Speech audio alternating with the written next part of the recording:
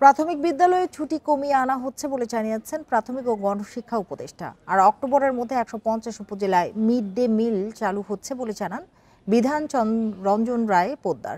রোববার সকালে সচিবালয়ে আন্তর্জাতিক সাক্ষরতা দিবস উপলক্ষে এক সংবাদ সম্মেলনে এই কথা জানান তিনি।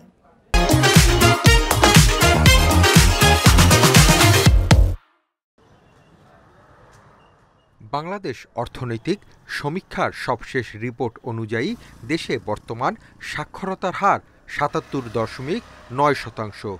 প্রযুক্তির যুগে সাক্ষরতার প্রসার এই প্রতিপাদ্যে সোমবার পালিত হবে আন্তর্জাতিক সাক্ষরতা দিবস। জাতিসংঘ ঘোষিত এই দিবসটি ৮ সেপ্টেম্বর পালিত হবে বিশ্বব্যাপী।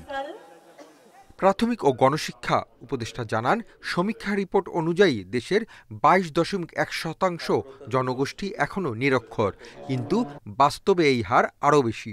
যদি আপনি খুব রাইগরাস স্টাডি করেন তাহলে সত্যিকার অর্থে সাক্ষরতা আরো কমও হতে পারে। প্রশ্নের জবাবে উপদেষ্টা জানান, সেপ্টেম্বরের শেষ বা অক্টোবরের শুরুতে দেশের ১৫০টি উপজেলার প্রাথমিক বিদ্যালয়ে মিড ডে মিল বা দুপুরের খাবার চালু করা হচ্ছে। এর মধ্যে ৫ ধরনের খাবার থাকবে। খাবারের বিষয়ে থাকতেছে আমাদের বান, ডিম, মৌসুমি ফল, ফর্টিফাইড বিস্কিট আর ইউএসটি মিল্ক। প্রাথমিক ও গণশিক্ষা উপদেষ্টা জানান, বছরের ৩৬৫ দিনের মধ্যে স্কুল খোলা থাকে ১৮০ দিন। এর মানে অনেক অপ্রয়োজনীয় ছুটি রয়ে গেছে। তাই প্রাথমিক বিদ্যালয়ে সাপ্তাহিক ছুটি শুক্র ও শনিবার 2 দিন বহাল রেখেই শিক্ষাপঞ্জির অন্যান্য ছুটি কমিয়ে আনার উদ্যোগ নেওয়া হয়েছে বলে জানান তিনি।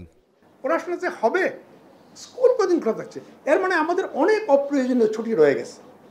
আমরা প্রথম চেষ্টা করছি ছুটিকে কিছু কমায় নিয়ে আসা যায়। আমরা শিক্ষা মন্ত্রণালয়ের সঙ্গে ঐক্যবদ্ধভাবে, কারণ আমরা বিচ্ছিন্নভাবে করলে হবে না। এটা বেতন গ্রেড বৃদ্ধি সহ 3 দফা দাবিতে সহকারী শিক্ষকদের আন্দোলনের বিষয়ে গণশিক্ষা উপদেষ্টা বলেন, তাদের আন্দোলনের কোনো যৌক্তিকতা নেই। Hasif Mahmud Shah, independent news, Dhaka.